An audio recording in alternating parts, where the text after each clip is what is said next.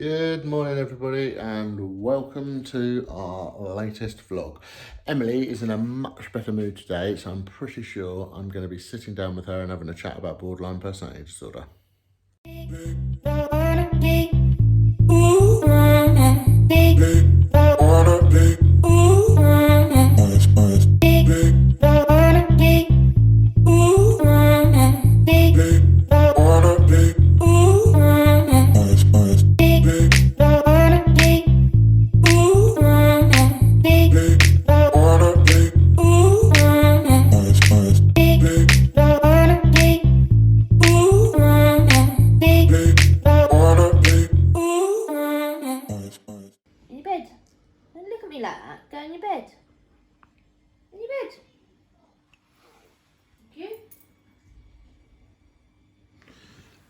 If someone said to you, what's borderline personality disorder, what would you say?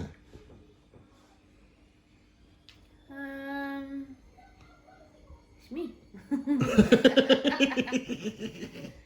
I can't really, it's a difficult one to say because it's different for everybody, and the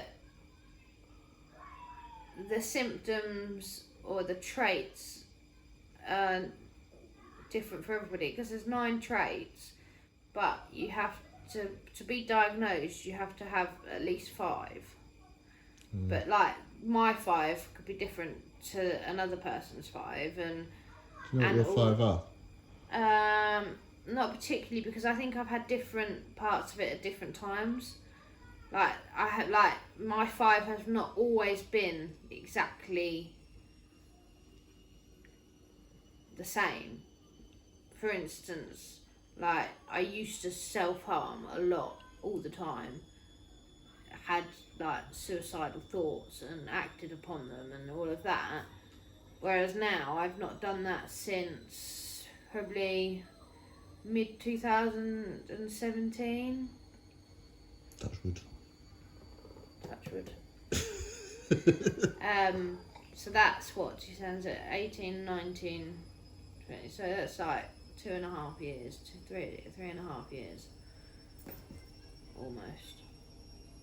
Hello, Belle. Feel bored of your bed? So, would you say that BPD affects you now? Yes, I do. It doesn't affect me to the extent it used to affect me. But there are things that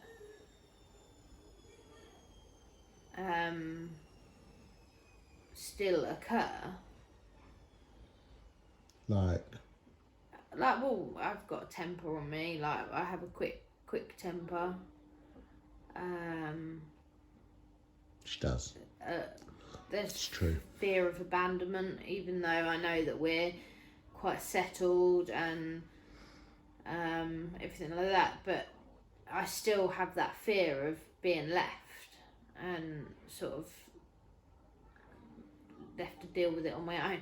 Especially when I do get to those, when I get those days that are awful, that it's just moody me, and obviously, and then I take it out on you, and then I think, oh, now you're gonna leave me, and just that sort of thing. It's just, and then there's days where I do just feel numb and empty, and they're probably the days where I get annoyed with you, and even though you've done nothing wrong, it's Oh.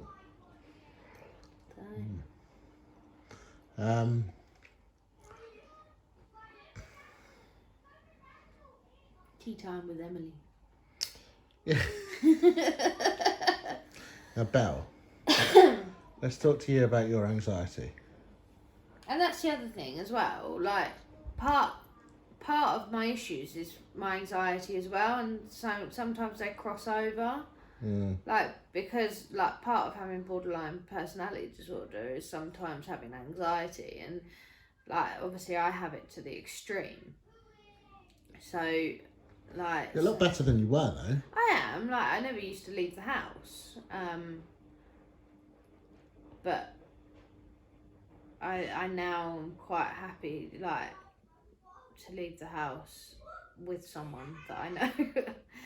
It's just, I don't like... I don't think anyone wants to leave the house with someone they don't know.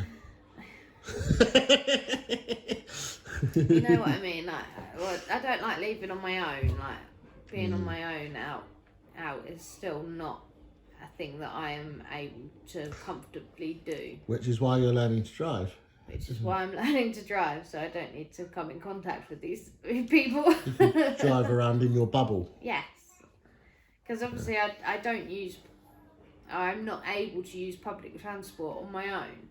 I can use it with you, although I haven't used it since COVID and I don't really plan to use it. But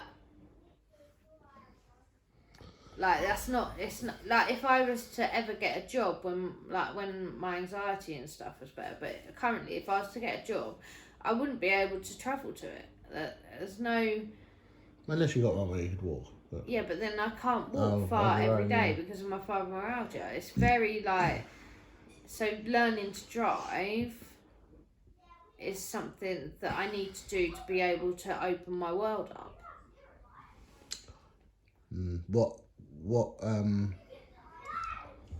That's anxiety provoking in itself. Yeah, what happened this morning when we tried to take you out for a drive? Well, I was going to go for a drive, but I do get quite anxious before I go out for a drive anyway, whenever I go, even for my driving lessons.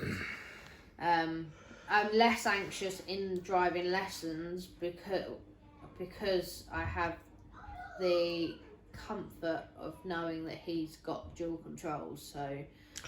Yeah, I don't have dual controls. Well, you don't, and obviously... I do have a handbrake though.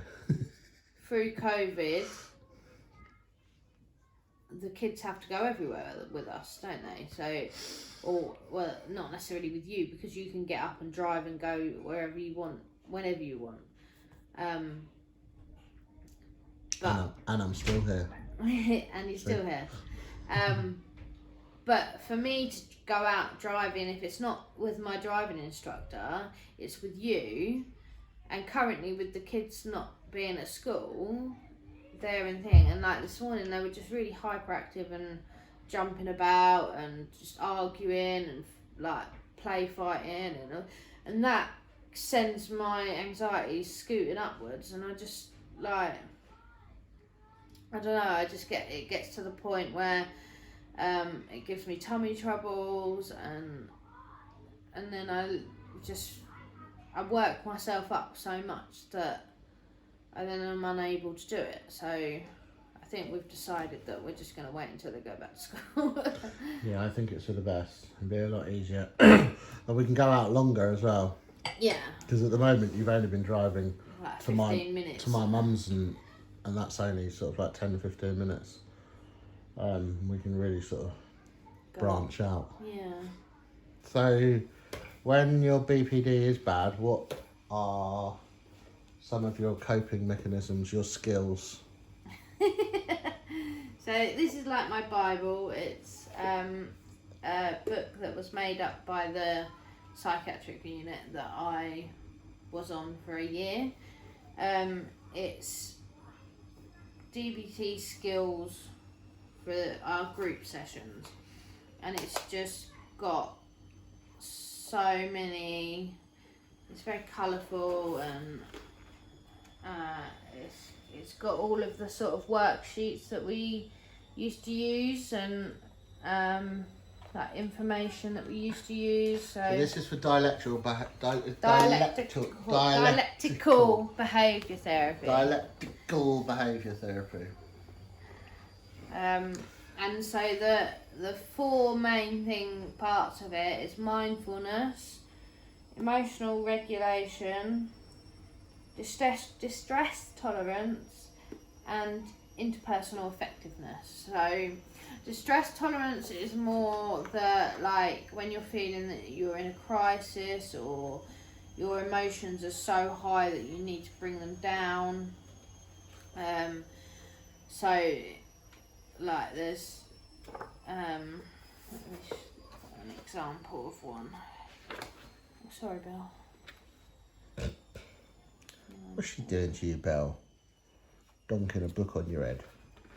So, yeah, so it says here, DBT skills for an emotional crisis. So this is like, say you are just feeling really, really awful, you're wanting to self-harm,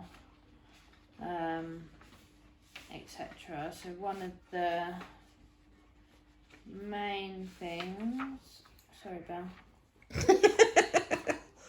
Right, so this is your first one. It's called a stop skill.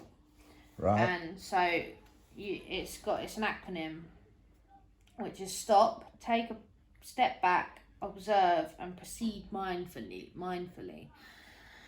So stopping is like you stop your thoughts. You go, right, I'm going to stop, freeze, like don't move a muscle sort of thing.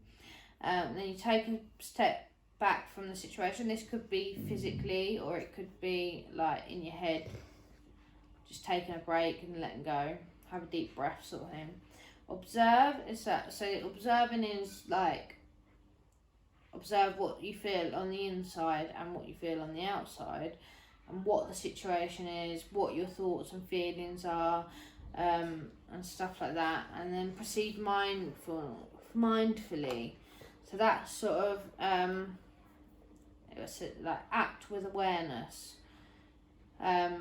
Consider your thoughts and feelings, the situation, and other people's thoughts and feelings, and then think about your goals, and use your wise mind to proceed forward, basically. And wise mind is you have. Hold on, let me find wise mind for you, because it's you have your reasonable mind and you have your emotional mind.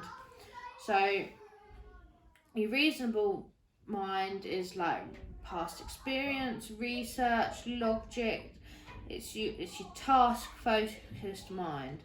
Your emotional mind is your feelings and your moods and everything like that. So wise mind is a mixture of both of those, because if you had too much of one, you're like, say you have too much of reasonable mind, you have your life is ruled by facts, and you don't take notice of any of your emotions. So you just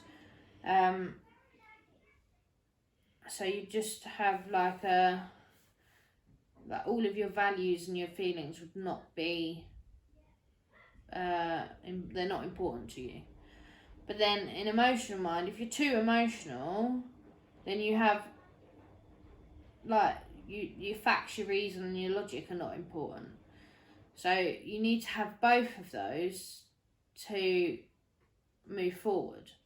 So the wise mind is the wisdom within each person, seeing the value of both reason and emotion, and you're bringing your left and your right brain together.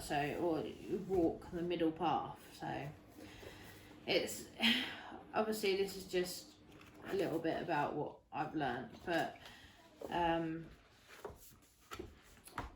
yeah. So stop. So stop would be your first go-to skill if you were in a crisis. So there it was, Emily talking about her BPD. Very interesting. I find it very interesting, and I've lived with it for the last sort of 5 years. It being BPD, obviously, not Emily. So yeah, that's it for today's vlog. If you find that useful, if you find this sort of thing useful, interesting, whatever it is, please don't forget to subscribe. It is absolutely free. It does not cost you a penny, but it does support our channel. Greatly appreciated. See you next time. Peace out.